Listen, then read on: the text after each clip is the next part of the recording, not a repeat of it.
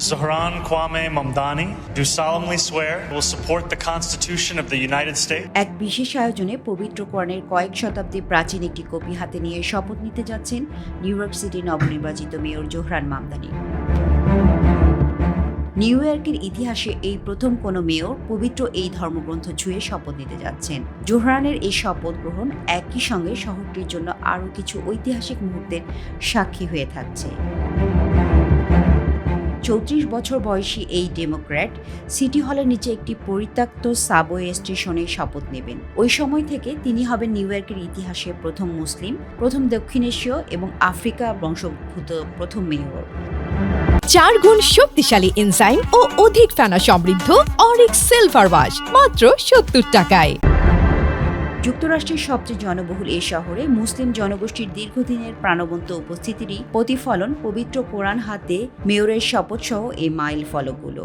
স্বামী জোহরানের শপথের জন্য পবিত্র কোরআনের বহু পুরনো কপিটি নির্বাচনে রমা দুয়েজেকে সহায়তা করেছেন একজন গবেষক।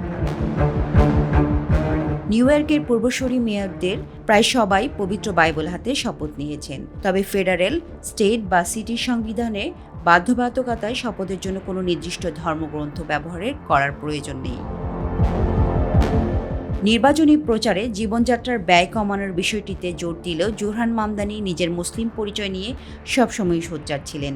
5টি বিভিন্ন মসজিদে নিয়মিত যাতায়াতের মাধ্যমে তিনি একটি শক্তিশালী জনসমর্থন তৈরি করেন, যার বড় অংশই প্রথমবারের মতো ভোট দেওয়া দক্ষিণ এশীয় ও মুসলিম ভোটার।